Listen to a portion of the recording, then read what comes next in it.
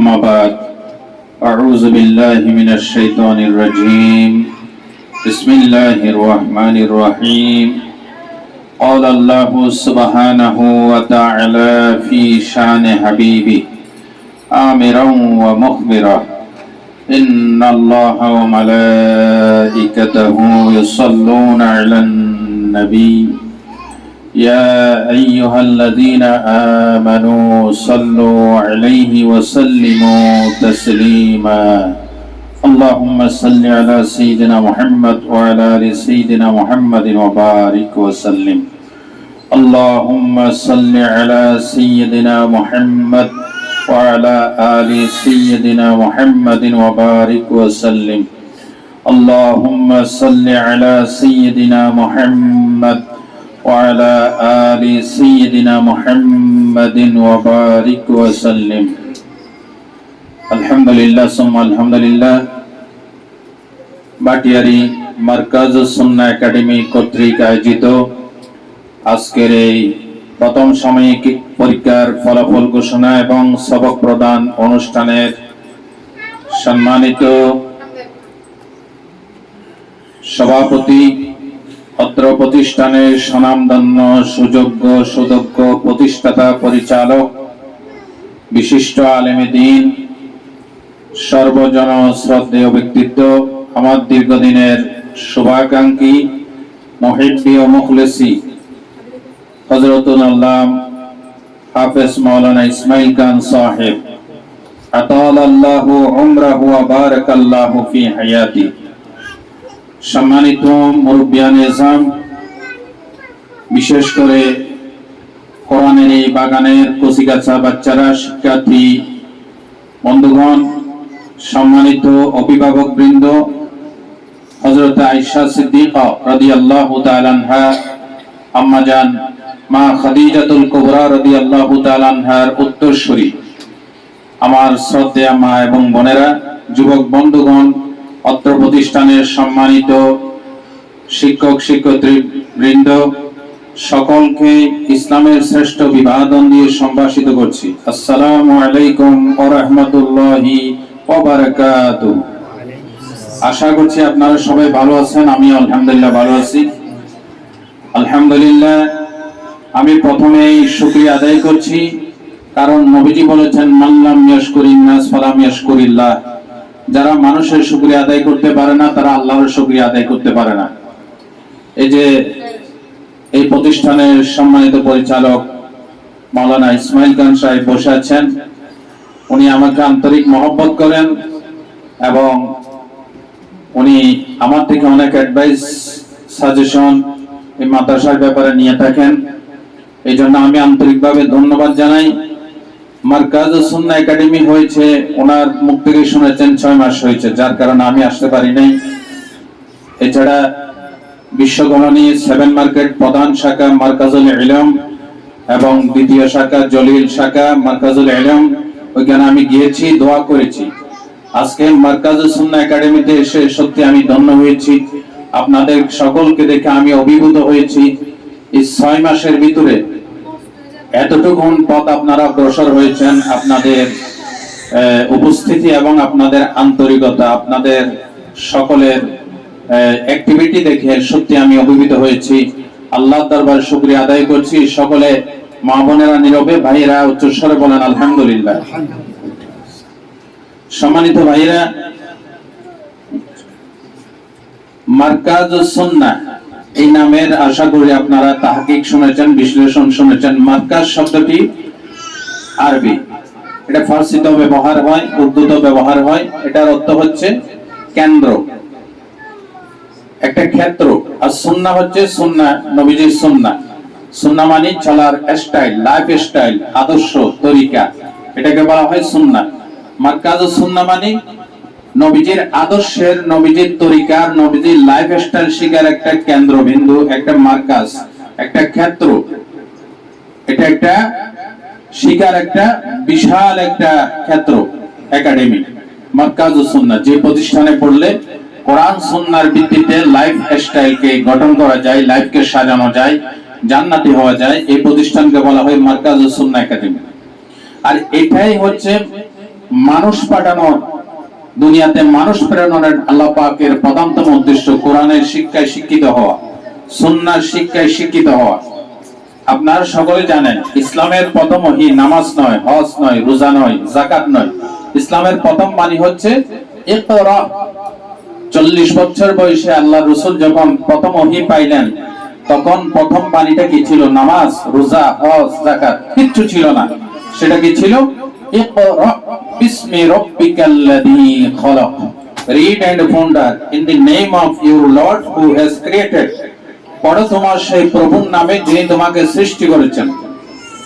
এখন পড়ার কথা কেন আগে বললেন?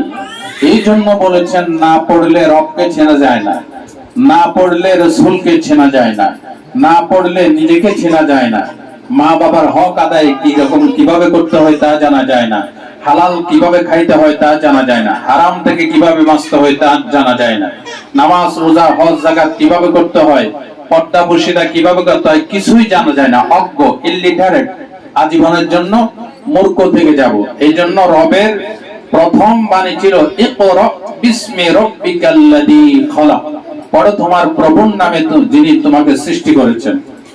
এই জন্য আপনারা দেখবেন সূরা রহমানের শুরুতে আল্লাহ মানুষ সৃষ্টির আগে কোরআন শিক্ষার কথা বলেছেন। আল্লাহ কি বলছেন? আর রহমান আল্লামাল কোরআন খলাকাল ইনসান আল্লামাহুল বায়ান। সুবহানাল্লাহ। আমার রবের কথাগুলি কত যুক্তিপূর্ণ। জি, আসলে তো আমি আপনার প্রত্যেক প্রতিষ্ঠানের শুরুতে ওয়াজ শুনেছি, এখানে এটা মাহফিলের মতো হয়ে যায়। জি, আর রহমান যিনি পরম করুণাময়, আল্লামাল কোরআন যিনি কোরআন শিক্ষা দিয়েছেন। যিনি কি শিক্ষা দিয়েছেন? কোরআন। খলাকাল ইনসান যিনি মানুষ সৃষ্টি করেছেন। মা বোনেরা, ভাইরা একটু খেয়াল করেন, মানুষ পাঠাইছেন আগে নাকি কোরআন পাঠাইছেন আগে? মানুষ পাঠাইছেন আগে। আদম আলাইহিস সালামকে সৃষ্টি করে দুনিয়াতে পাঠাইছেন। কোরআন আসছে আমাদের নবীর উপরে, ঠিক না? 40 বছর বয়সে, অনেক পরে কোরআন আসছে। তাহলে কোরআন নাজিলের কথা আল্লাহ বললেন আগে, মানুষ সৃষ্টির কথা বলেছেন পরে। কারণ কি? কারণ হচ্ছে আল্লাহ রাব্বুল আলামিন মানুষ সৃষ্টির উদ্দেশ্যই ঠিক করে দিয়েছেন যাতে মানুষ কোরআনের শিক্ষায় শিক্ষিত হয়, মানুষ যাতে জান্নাতি হয়, মানুষ মানুষের কোয়ালিটি গুলি যাতে অর্জন করতে পারে, গরুর মতো না হয়, ছাগলের মতো না হয়, অমানুষ না হয়, চরিত্রহীন না হয়। সেই জন্য আল্লাহ রাব্বুল আলামিন মানুষ সৃষ্টির মূল উদ্দেশ্যকে সফলতায় পর্যবসিত করার জন্য কোরআন দিয়েছেন। এই জন্য আল্লাহ এখানে মানুষ সৃষ্টির আগে কোরআন নাজিলের কথা বলেছেন। তার মানে হলো আল্লাহ যেন বলে দিয়েছেন, ও পৃথিবীর মানুষেরা শোনো, মানুষের মতো মানুষ হইতে হলে কোরআন লাগবে, কোরআনের শিক্ষা ছাড়া কোনোদিন মানুষ হওয়া যায় না। এই জন্য আল্লাহ এখানে কোরআন নাজিলের কথা বলেছেন আগে, মানুষ সৃষ্টির কথা বলেছেন পরে। একটু আগে আমার ভাই বলেছেন মানুষের মতো মানুষ হইতে হলে পরীক্ষায় 1 নম্বর হওয়া, দ্বিতীয় হওয়া, তৃতীয় হওয়া, এটা মূল উদ্দেশ্য নয়। মূল উদ্দেশ্য হচ্ছে হিউম্যানিটি, মানবতা বোধ জাগ্রত করা, সুদ থেকে বাঁচানো, ঘুষ থেকে বাঁচানো, হালাল অভ্যস্ত করা, হারাম থেকে বাঁচানো, পর্দা পুশিদার মেইনটেইন করা, চরিত্রকে বিল্ড আপ করা। আপনারা কি জানেন কিয়ামতের দিন সর্বপ্রথম মিজানের পাল্লায় যে জিনিসটা সবচেয়ে ভারী হবে সেটা কি? সেটা নামাজ নয়, হজ নয়, রোজা নয়, যাকাত নয়। আবু দাউদ শরীফের বর্ণনায় আল্লাহর নবী বলেছেন, কিয়ামতের দিন মিজানের পাল্লায় যে জিনিসটা সবচাইতে ভারী হয়ে যাবে, ইন্না আসকালা শাইইন ইউদাউ ফি মিজানিল মুমিন খুলুকুন হাসান। আল্লাহর নবী বলেন, মুমিনের, ঈমানদার নরনারীর মিজানের পাল্লায় যে জিনিসটা সবচেয়ে ভারী হবে সেটা হচ্ছে উত্তম চরিত্র, আখলাকে হাসানা, আখলাকে হামিদা, সেটা হচ্ছে উত্তম চরিত্র। এখন উত্তম চরিত্র কাকে বলে? যে চরিত্রে নামাজ আছে, রোজা আছে, হজ আছে, যাকাত আছে, পর্দা আছে, ভালো কথা আছে, আমানতদারি আছে, জ্ঞানদারি আছে, সত্য কথা আছে, পরোপকার আছে, ভদ্রতা আছে, সব আছে। আর যে চরিত্রে মদ পাওয়া যায়, জুয়া পাওয়া যায়, নামাজ তরক পাওয়া যায়, গালিগালাজ পাওয়া যায়, চগলখড়ি, গীবত, পরনিন্দা, হালাল হারামের কোনো বাক বিচার নাই, এটা হচ্ছে মন্দ চরিত্র। এই মন্দ চরিত্র মানুষকে জাহান্নামে পৌঁছায় দিবে। এই জন্য পরীক্ষায় 1 নম্বর, 2 নম্বর, 3 নম্বর তো হতেই হবে, কম্পিটিশন থাকবে, কিন্তু মূল উদ্দেশ্য হচ্ছে আমি আমার চরিত্রকে বিল্ড আপ করা, আমি নিজে কোরআনের শিক্ষায় আলোকিত হই, আমার পরিবারকে, সমাজকে, দেশকে আলোকিত করা, এটা হচ্ছে মূল টার্গেট, এটা হচ্ছে মূল উদ্দেশ্য। এই জন্য আমি যে কথাটা বলতেছিলাম, ইসলামের প্রথম বাণী নামাজ নয়, হজ নয়, রোজা নয়, যাকাত নয়, ইসলামের প্রথম বাণী হচ্ছে ইকরা বিসমি রাব্বিকাল্লাযী খলাক, পড়ো তোমার সেই প্রভুর নামে যিনি তোমাকে সৃষ্টি করেছেন। এখন এই কথার ভিতরে কিন্তু আমাদের শিক্ষা আছে। আল্লাহ বলেছেন শুধু পড়ো, এই কথা বলেন না, বলেছেন পড়ো তোমার প্রভুর নামে। প্রভুর নামে খারাপ কিছু পড়া যায়? পড়া যায় না। অশ্লীল কিছু পড়া যায়? পড়া যায় না। প্রভুর নামে অবশ্যই এমন কথা পড়তে হবে যেটা ভালো, কোরআন সুন্নাহ ভিত্তিক, এবং যেটা আমার নিজের উপকার হয়, আমার ভাইয়ের উপকার হয়, সমাজের উপকার হয়, দেশের উপকার হয়, চরিত্র গঠনের সহায়ক হয়, যেটা মানুষকে সত্য রাস্তা দেখায়। এই ধরনের যত শিক্ষা আছে সব পড়ো, এখানে বাইন্ডিং দেওয়া হয় নাই, রবের নামে ভালো যা আছে সব পড়ো, আলহামদুলিল্লাহ। এই জন্য মাদ্রাসাগুলিতে এখন কোরআন শিক্ষার সুন্নাহর পাশাপাশি জেনারেল শিক্ষায় যে অঙ্ক, ইংরেজি, ভূগোল, খগোল, জ্যামিতি, জিওমেট্রি, অ্যালজেব্রা ইত্যাদি, কমার্স, সায়েন্স, আর্টস, এই বিষয়গুলি অন্তর্ভুক্তি করা হয় মাদ্রাসায়, এখন এগুলি অন্তর্ভুক্তি আছে। কারণ এই জাগতিক শিক্ষাগুলি এবং দ্বীনি শিক্ষার সমন্বয় যখন হবে, একজন পরিপূর্ণ সুনাগরিক, জেনা ব্যভিচার মুক্ত, সুদ দুর্নীতি মুক্ত একজন সুনাগরিক গঠিত হবে। মারকাজুস সুন্নাহ একাডেমি এই কাজটাই করছে, শিক্ষার প্রচার এবং প্রসার, এবং আপ্রাণ চেষ্টা করছে যে আপনার সন্তানকে মানুষের মতো মানুষ বানানোর জন্য, দেশের সুনাগরিক পয়দা করার জন্য। সোনার বাংলা গড়েছি আমরা, কিন্তু সোনার মানুষ বানাইতে পারি না। এটা আমার ওয়াজের একটা ডায়লগ, বিভিন্ন ওয়াজে আমি বলে থাকি যে সোনার বাংলা গড়েছি আমরা, কিন্তু সোনার মানুষ বানাইতে পারি না। হাই এডুকেটেড বড় প্রফেসর, ডাক্তার, কলমের কোষা দিয়ে সরকারের চেয়ারে বসে কোটি কোটি টাকা দুর্নীতি করে, ঘুষ খায়, এই ধরনের ভালো আছে, খারাপও আছে। তবে ভালোর সংখ্যা যেমন আছে, খারাপও আছে, সবাই যে খারাপ তা না, ভালো আছে, খারাপ আছে। কিন্তু এটা কেন করে? তার কাছে কোরআন সুন্নাহর শিক্ষা নাই বিধায় এই পথ অগ্রসর হয়েছে। দুনিয়ার শিক্ষাকে সঠিক রাস্তায় পরিচালিত করার জন্য লাগবে কি? কোরআন সুন্নাহর শিক্ষা। আলহামদুলিল্লাহ, এখন মাদ্রাসাগুলিতে কোরআন দ্বীনি শিক্ষার পাশাপাশি এই শিক্ষাগুলি শেখানো হয়, যার অর্থই হচ্ছে মাদ্রাসা থেকে যখন পাশ করে বের হবে, সে যখন দেশের একটা দায়িত্ব পালন করবে, আলহামদুলিল্লাহ সে জাতিকে সত্য রাস্তার দিশা দিবে, নিজে অপরাধ মুক্ত হবে। এই জন্য কোরআন সুন্নাহর শিক্ষাই হচ্ছে সঠিক শিক্ষা। আমার বক্তব্যে আমি বলে থাকি, আপনার সন্তানকে যখন আপনি সকালবেলায় জীবনের সকালবেলায় কোরআন সুন্নাহর শিক্ষা দিবেন, তখন এই সন্তান বড় হয়ে ইউনিভার্সিটিতে যাক, কলেজে যাক, বিশ্ববিদ্যালয়ে যাক, সে কখনো খারাপ হবে না। যেমন যে সকালবেলা কেউ যদি পেঁয়াজ খায়, এরপর গলা পর্যন্ত, নাক পর্যন্ত পোলাও, কোরমা, বিরিয়ানি, জর্দা, কাবাব, ফিরনি খায়, ডেঙ্গুর আসলে কিসে ডেঙ্গুর আসবে? পেঁয়াজে। ঠিক তদ্রুপ জীবনের সকালবেলা আপনার সন্তানকে যখন আপনি কোরআন সুন্নাহর আসল মেসেজ, আসল মহব্বত, জজবা তৈরি করে দিবেন, এই সন্তান ইউনিভার্সিটিতে যাক, ভার্সিটিতে যাক, এই সন্তান কখনো খারাপ হবে না, কোরআন সুন্নাহর পক্ষে থাকবে, আল্লাহ রাসূলের পক্ষে থাকবে, আলহামদুলিল্লাহ। এই জন্য বিদায় হজের ভাষণে আল্লাহর নবী বলেছেন, উপস্থিত জনতা, আমি তোমাদের কাছে দুটি জিনিস রেখে যাচ্ছি, তারাকতু ফীকুম আমরাইন লান তাদিল্লু মা তামাসসাকতুম বিহিমা কিতাবাল্লাহি ওয়া সুন্নাতা রাসূলি। আল্লাহর নবী বলেন, আমি আমার কন্যা ফাতেমার কথা বলছি না, আমার নাতি হাসান হোসেনের কথা বলছি না, তাদেরকে দেখে রাখিও, তাদেরকে সাহায্য সহযোগিতা করিও, এই ধরনের কোন কথা আমি নবী বলছি না। আমি কি বলছি? তোমাদের জন্য দুটি জিনিস রেখে যাচ্ছি, একটা হচ্ছে কোরআন আর একটা হচ্ছে সুন্নাহ। এই দুটাকে যখন আঁকড়ে ধরবে, পৃথিবীর কোন শক্তি, কোন দুশমন তোমাদেরকে মিসগাইডেড করতে পারবে না, গোমরাহ করতে পারবে না।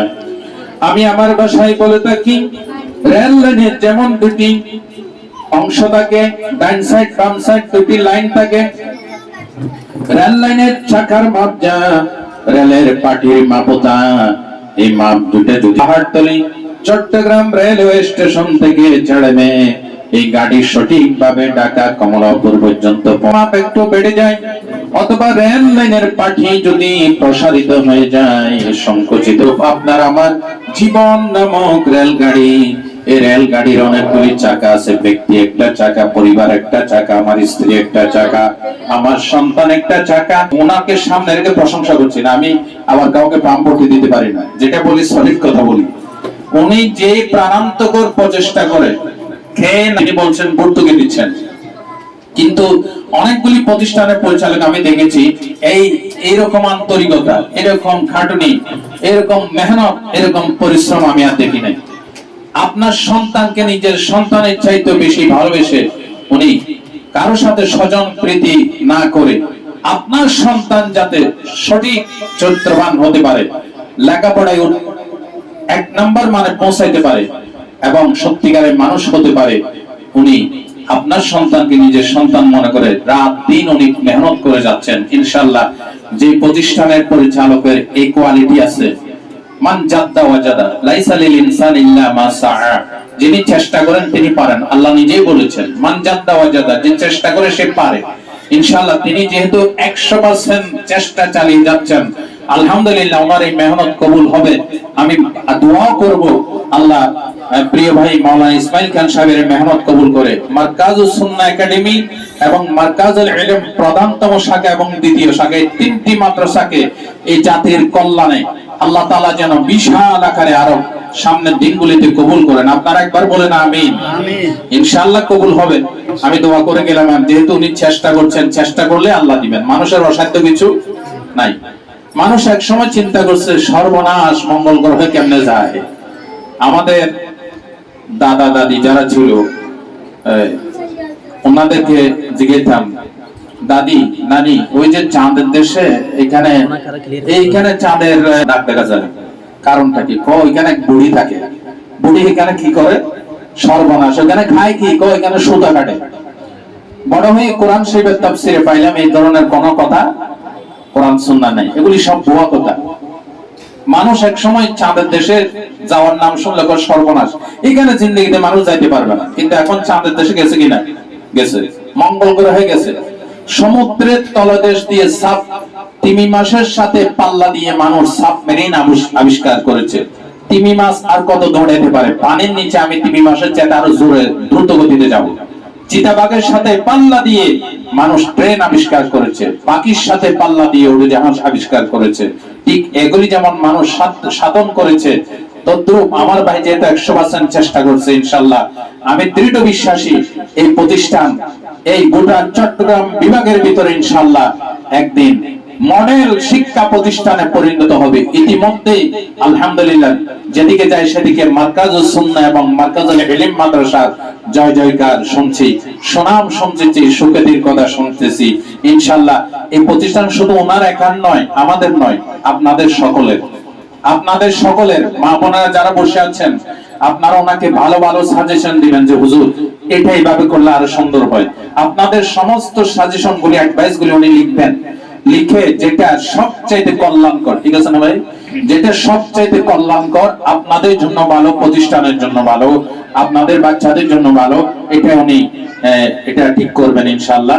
এই গুরুত্বপূর্ণ কয়েকটি ছোট ছোট কথা আপনাদেরকে শোনাইলাম। ইনশাআল্লাহ ভবিষ্যতে উনার মাদ্রাসা কেন্দ্রিক আবার মাহফিল হয় ইনশাআল্লাহ। আমি তো ওয়াইজের মানুষ, তো ওয়াজ আসলে ওয়াজ শোনাবো ইনশাআল্লাহ।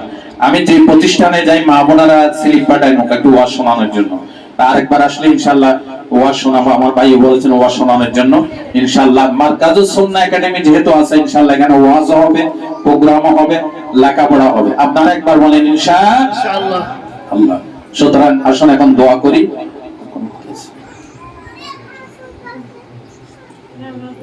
পরিচালক ওনার বোন অসুস্থ, অনেকে মারা গেছেন, অনেকে বিপদে আছেন, মামলা মোকদ্দমে আছেন। বিশেষ করে মা বোনেরা এতক্ষণ দীর্ঘক্ষণ ঘরে কাজকর্ম ফেলে বসে আছেন। মা বোনেরা আসলে প্রতিষ্ঠানে বাবা তো নিয়ে যায় না, মা বোনেরা নিয়ে আসেন সকাল বেলায়। মা বোনেরা অনেক মেহনত করেন। এই স্বামী সংসারের যে কাজকর্ম, এটা মা বোনদের জন্য ইবাদত। আম্মা জান হযরতে মা ফাতেমা জোহরা আটা পিষতে পিষতে হাদিস শরীফে এসেছে হাতের ভিতরে ফোসকা পড়ে গেছে। আল্লাহর নবীকে গিয়ে বললেন, ইয়া রাসূলুল্লাহ, আমাকে একটা দাসী দেন, ঘরের কাজের লোক দেন। আল্লাহর নবী বললেন, ফাতেমা তুমি কি দুনিয়া চাও না আখিরাত চাও? বলে, আব্বা জান আমি দুনিয়ার সুখ সৌন্দর্য চাই না, আমি আখিরাত চাই। আল্লাহর নবী বলেন, ফাতেমা তুমি যদি প্রতি নামাজের পর 33 বার আলহামদুলিল্লাহ, 33 বার সুবহানাল্লাহ, 34 বার আল্লাহু আকবার এই বাক্যগুলি যদি পড়ে নাও, আল্লাহ রাব্বুল আলামিন এর চাইতে বেশি জান্নাতের নিয়ামত আল্লাহ তোমাকে দান করে দিবে। সুবহানাল্লাহ। তাসবিহে, অনেকে বলে তাসবিহে ফাতেমি।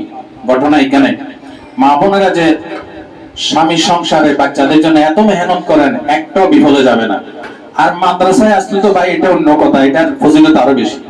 আপনারা যে মাদ্রাসায় আনেন বাচ্চাদেরকে, রহমতের ফেরেশতারা আপনাদের পায়ের নিচে নুরানি পাগা বিছাই দেয়। সুবহানাল্লাহ। এটা দুনিয়ার কোন তথাকথিত শিক্ষা প্রতিষ্ঠান নয়। হযরত আলী বলেছেন, মাজালিসুল ইলম ইয়া রাউদাতুম মিন রিয়াদিল জান্নাহ। যেখানে কোরআন চর্চা হয়, হাদিস চর্চা হয়, সেটা সাধারণ কোন জায়গা থাকে না। হযরত আলী বলেছেন এটা জান্নাতের একটা টুকরা হয়ে যায়। আপনারা তো জান্নাতের টুকরায় আসেন, যতক্ষণ বসে থাকেন জান্নাতের টুকরায় বসে থাকেন। এই জন্য মা বোনদেরকে আমি ছোট্ট আকারে নসিহত করলাম, আপনাদের বাচ্চাদেরকে রেগুলার নিয়ে আসবেন। আজকে অনেকের নাম ঘোষণা হয়েছে কিন্তু আসে নাই। হুজুর ওইটা হতাশ হয়েছেন, আমি নিজেও হতাশ হয়েছি। এটা কখনো কাম্য ছিল না। প্রথম সাময়িক পরীক্ষার রেজাল্ট ঘোষণা হবে এই মাদ্রাসায়, আমার বাচ্চার রেজাল্ট নেওয়ার জন্য মা বাবা ভাই কেউ আসতে পারবে না। এটা তো কখনো কাম্য নয়। এই জন্য মা বোনেরা রেগুলার নিয়ে আসবেন। যে কোনো জিনিস রেগুলার যে প্র্যাকটিস করা হয়, এটার ভালো একটা রেজাল্ট আসে। একদিন আসলাম 3 দিন আসলাম না, এটার কোনো রেজাল্ট হবে না। এই জন্য ইংরেজিতে একটা কথা আছে, practice makes a man perfect. একজন মানুষকে পূর্ণতায় পৌঁছে দেওয়ার জন্য প্র্যাকটিস দরকার, এটা রেগুলার। আল্লাহ আমাদের সকলকে রেগুলার মাদ্রাসায় আসার তৌফিক দান করেন। এখন দোয়া হবে, সকলে দোয়ায় শরীক হয়ে আল্লাহ আমিন।